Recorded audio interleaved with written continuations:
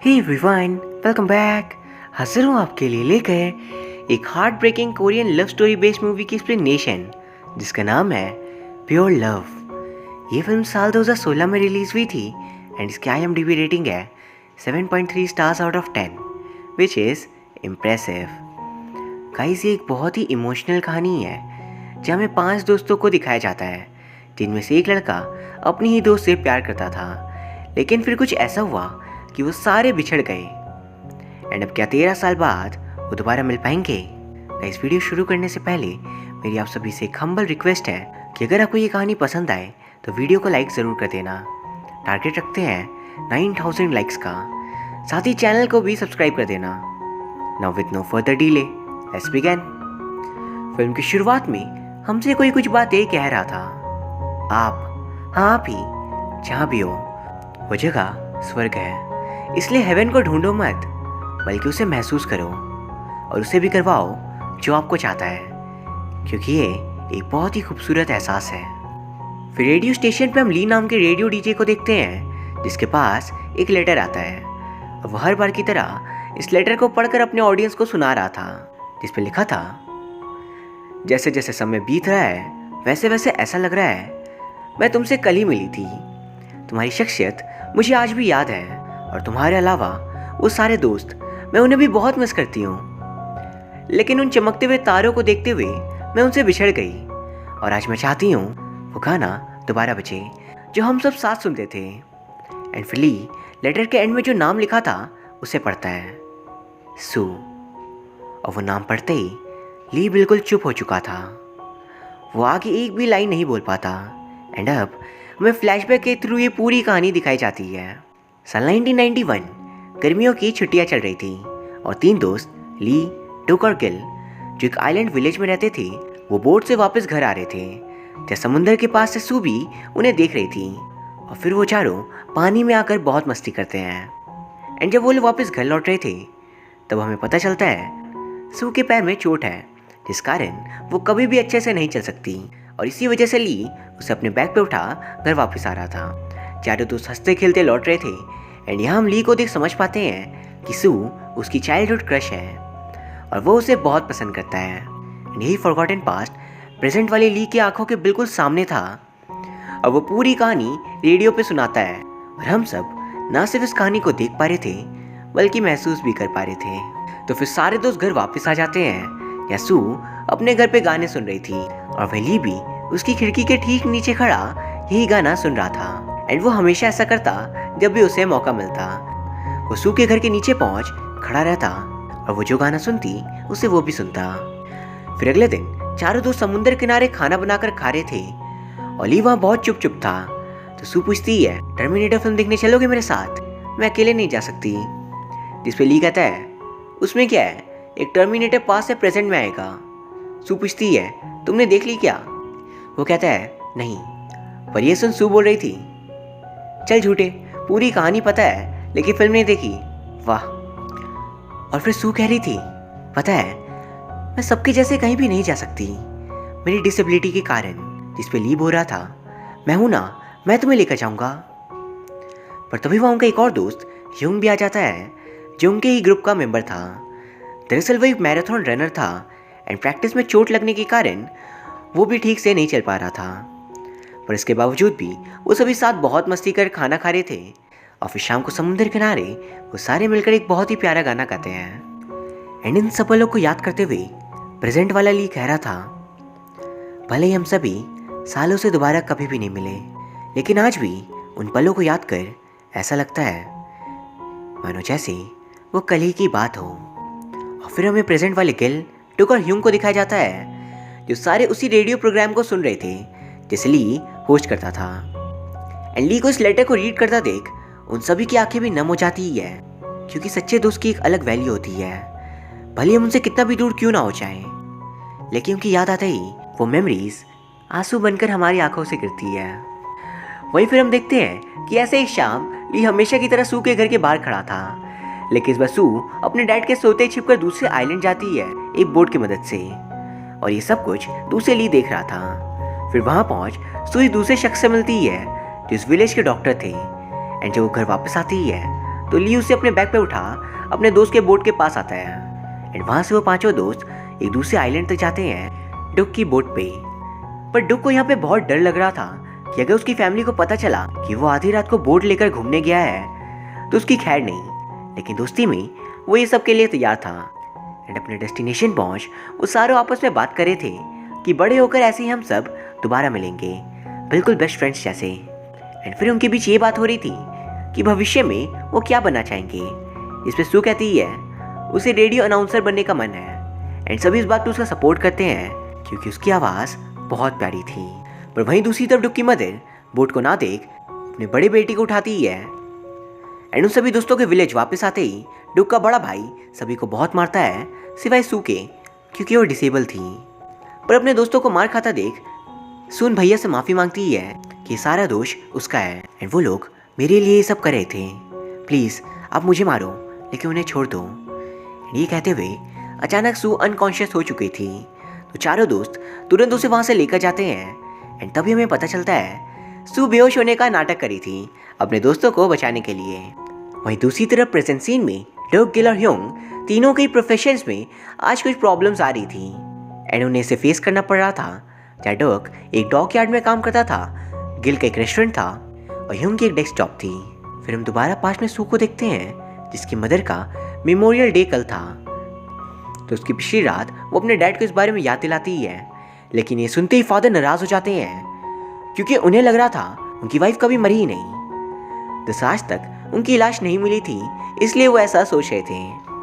पर सू जानती थी कि उसकी मदर मर चुकी है एंड इस वजह से वो किनारे पे पहुंच कह रही थी मॉम मैं जानती हूँ आप जा चुके हो लेकिन डैड इस बात को मानने के लिए तैयार नहीं। काश आप जिंदा होती तो ऐसी नौबत नहीं आती। I really miss you mom, really miss you. And ये सब कुछ दूसरे ली भी देख रहा था और फिर घर वापस आकर वो अपना फेवरेट सॉन्ग सुनती ही है जिसे दूर से ली भी सुनता है। एंड फिर अगले दिन सू दोबारा उसी डॉक्टर से मिलने जाती ही है जहाँ डॉक्टर को वो एक चॉकलेट देती है एंड उन्हें देख ऐसा लग रहा था मानो जैसे वो एक दूसरे से प्यार करते हो। वहीं दूसरी तरफ गांव में एक बड़ा फंक्शन होने वाला था लेकिन सू वहाँ नहीं जा सकती और ये देख ली अपने तीनों दोस्तों को बुलाता है और एक गाड़ी में बैठा वो लोग उसे खींच ग्राउंड तक ला रहे थे।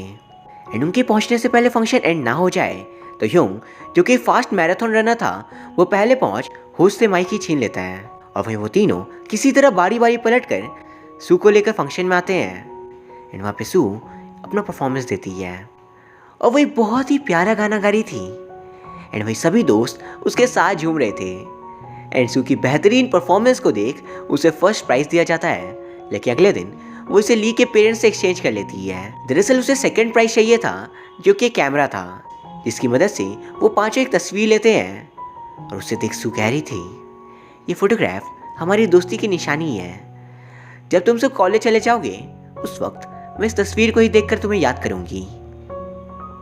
एंड ये बोल वो हंस रही थी पर उसके स्माइल के पीछे के दर्द को हम समझ सकते हैं क्योंकि कुछ ही महीनों में उसके चारों दोस्त अपनी अपनी जिंदगी में आगे बढ़ जाएंगे लेकिन पीछे रह जाएगी तो सिर्फ सू क्योंकि वो दुनिया के साथ कदम से कदम नहीं मिला सकती। वहीं फिर अगले दिन वो डॉक्टर के पास जा रही थी और ये देख ली पहले डॉक्टर के पास जाकर बोल रहा था मैं बीमार हूँ जिस पर डॉक्टर उसे चेक कर कहते हैं तुम तो बिल्कुल ठीक हो। बट ली कहता है बोला ना मैं बीमार हूँ मुझे चेक करो। जिससे वो सू को डॉक्टर से मिलने नहीं देना चाह रहा था और फिर डॉक्टर किसी तरह उसे दवाई देकर बाहर भेज देते हैं। एंड जब वो सू से बात करे थे तब हमें पता चलता है कि डॉक्टर ने सू से वादा किया था कि वो सोल शहर जाकर उसकी पैर की फ्री सर्जरी करवाएंगे। एंड इस बात से सू बहुत खुश थी और वो डॉक्टर को बताती है पता है मैं खाना बहुत कम खाती हूँ ताकि मेरा फैट गेन ना हो वरना मेरे फादर और दोस्तों को मुझे उठाने में बहुत दिक्कत होगी, लेकिन अब मैं बहुत खुश हूँ कि आपके कारण सब कुछ ठीक हो जाएगा। एंड फिर सू के जाते ही ये डॉक्टर को फ़ोन पे बात करता सुन लेता है जहाँ डॉक्टर बोल रहे थे मैंने उसे बेवकूफ़ बना दिया, उस गांव की लड़की को क्या ही पता चलेगा कि उसका पैर कभी ठीक नहीं हो सकता, उल्टा वो तो और ख़राब होने वाला है। एंड गाइस ये सुनते ली पूरी तरह से हिल जाता है क्योंकि सू अपने ठीक होने की बात सुन हद से ज़्यादा खुश थी, लेकिन ये डॉक्टर तो उसकी मासूमियत का फ़ायदा उठा रहा था और ये सब जान ली अंदर ही अंदर घुट घुट कर रहने लगता है, क्योंकि वो चाहकर भी सू को सच नहीं बता सकता। वो इस बात को बर्दाश्त नहीं कर सकेगी। एंड वही एक दिन जब वो सारे हेल्थ सेंटर जाते हैं, वहाँ पे डॉक्टर की तारीफ होता देख ली गुस्से में कह देता है ये झूठा है, इसे सबसे झूठ कहा है, ये किसी को नहीं बचाने वाला। पर ये सुनते ही सू ली को जोर से स्लैप मारती ही है, क्योंकि उसके हिसाब से तो डॉक्टर उसे बचा रहा था। जिसे देख ली का दिल टूट जाता है, क्योंकि वो तो सू के लिए ये सब कुछ कह रहा था। एंड वो वहाँ से भागकर वापस आता है, और वहीं ये सब कुछ देख डोग, गिल और ह्यूंग ली को शांत कर रहे थे। एंड ह्यूंग उससे पूछने की कोशिश कर रहा था कि आखिर बात है क्या, क्यों वो डॉक्टर पे गुस्सा हो रहा था। लेकिन ली कहता है हम सब पागल हैं, सब के सब, और वो डॉक्टर हमें बेवकूफ़ बना रहा है। और फिर वो वहाँ से चला जाता है। लेकिन दूसरी तरफ इसी बात पे गिल और डुक में भी फाइट हो जाती ही है, क्योंकि गिल बोल रही थी उसे जाने दो, जिस पर डुक कह देता है तुम जलती हो हमारी दोस्ती से। और ये सुन गिल अपना काबू खोकर कह रही थी तुम्हें क्या लगता है सू ने उसे स्लैप क्यों मारा, क्योंकि वो डॉक्टर से प्यार करती है। देख नहीं रहे हो दोनों दिन भर साथ रहते हैं, पक्का उनके बीच अफेयर चल रहा होगा। एंड पीछे से सू ये सब कुछ कहते हुए गिल को सुन लेती है, और वो उसे बता रही थी मैंने डॉक्टर साथ इसलिए दिया क्योंकि उन्होंने मेरे इलाज करने का वादा किया है, एंड हमारे बीच ऐसा कुछ भी नहीं है। लेकिन गिल तुम मेरे बारे में ऐसा कैसे सोच सकती हो कि इतने वक्त में तुम मुझे इतना भी नहीं समझ सकी। जिस पर गिल कह रही थी पूरा गांव जानता है तुम दोनों का फेयर है। एंड ये सब कुछ सुनते ही सू का दिल पूरी तरह से टूट जाता है, और वो अंदर ही अंदर रो रही थी। एंड वहाँ पे वो पांचों दोस्त बिछड़ जाते हैं। लेकिन फिर एक दिन सू ली से मिल कहती है मुझे तुम्हें कुछ बताना है, और वो उसे समुद्र किनारे लेकर जाती ही है, जब वो उसे कह रही थी मेरे और डॉक्टर के बीच कुछ भी नहीं है, बस वो मेरा इलाज कराएंगे इसलिए मैं उनका साथ दे रही थी। पर गाइस वहाँ ली उसे सच बता देता है कि डॉक्टर कभी भी तुम्हारा इलाज नहीं करेगा, इनफैक्ट तुम्हारा पैर ही कभी ठीक नहीं हो सकता। एंड ये बात सुनते सू तुरंत हेल्थ सेंटर पहुँच डॉक्टर से पूछती है क्या मेरा लेग कभी ठीक होगा, क्या आपने सच कहा था या झूठ। इस पर डॉक्टर कहते हैं वो दरअसल तुम्हारा दूसरा लेग भी डिफॉर्म हो रहा है, एंड इसी वजह से तुम ठीक नहीं हो सकती। लेकिन हाँ पहले तो तुम्हें परमिशन चाहिए, जो तुम्हारे फादर देंगे ही नहीं तो सर्जरी नहीं हो सकेगी। और ये सुनते ही सू तुरंत वापस अपने घर आ रही थी परमिशन लेने, क्योंकि उसे अब भी थोड़ा विश्वास था कि शायद डॉक्टर उसे ठीक कर दें। असल में वो भी औरों के जैसे चलना चाहती थी और इस दुनिया को देखना चाहती थी, एंड इसी ख्वाहिश ने उसे सच्चाई को समझने से रोक रखा था। फिर सू बिना कुछ सोचे पानी में कूद जाती है, एंड वहाँ वो तैरकर दूसरी ओर आ रही थी। लेकिन ली उसे रोकता है और वो उसे बोट पे बैठा किनारे तक आता है, जहाँ सू उससे कह रही थी ली मैं ठीक होना चाहती हूँ, मैं चलना चाहती हूँ।